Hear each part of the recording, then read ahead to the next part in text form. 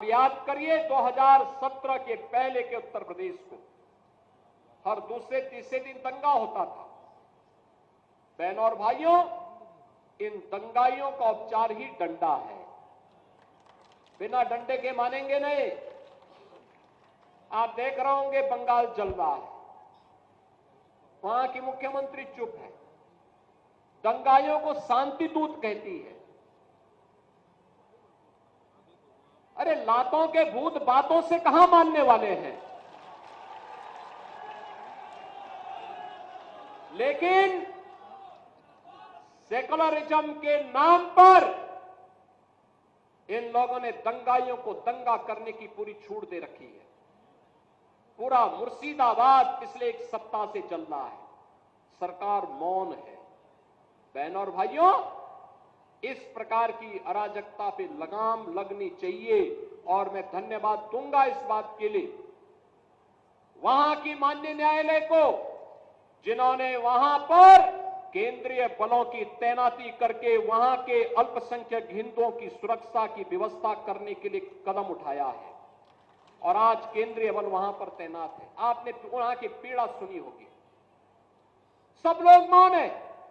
कांग्रेस मौन है मुर्शिदाबाद के दंगों पर, कांग्रेस मौन है, समाजवादी पार्टी मौन है, टीएमसी मौन है। वे धमकी पे धमकी दिए जा रहे हैं, समर्थन कर रहे हैं। बांग्लादेश के अंदर जो हुआ था उसका समर्थन कर रहे हैं बड़ी बेशर्मी के साथ। अगर उन्हें बांग्लादेश अच्छा लगता है तो उनको बांग्लादेश ही जाना चाहिए। क्यों भारत की धरती पर बोझा बने हुए हो? क्यों भारत की धरती पे बोझा बने हुए हो? हम आभारी हैं प्रधानमंत्री मोदी जी के और गृह मंत्री अमित शाह जी के, जिन्होंने वक्फ संशोधन अधिनियम को पारित करके गरीबों की जमीनों पर और सार्वजनिक जमीनों पर पड़ने वाली डकैती पर लगाम लगाने का काम इस अधिनियम संशोधन अधिनियम के माध्यम से पारित किया है। अब ये जमीन जो वापस आएगी, बहनों और भाइयों, इसमें हॉस्पिटल बनेंगे, इनमें गरीबों के लिए मकान बनेंगे, हाई राइज बिल्डिंग बनेगी,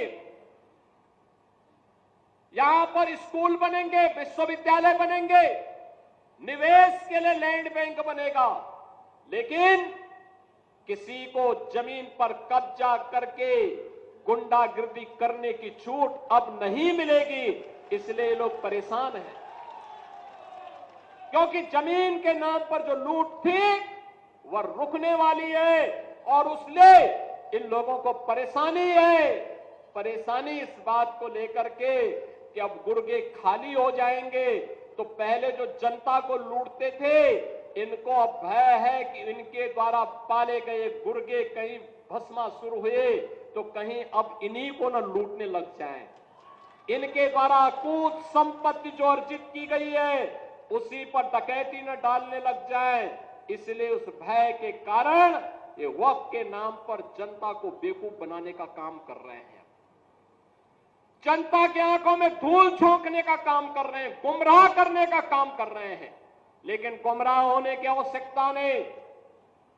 हमें देश के संविधान पर, बाबा साहब भीमराव अंबेडकर के द्वारा बनाए गए संविधान पर विश्वास करना है, विकास की प्रक्रिया के साथ जुड़ना है।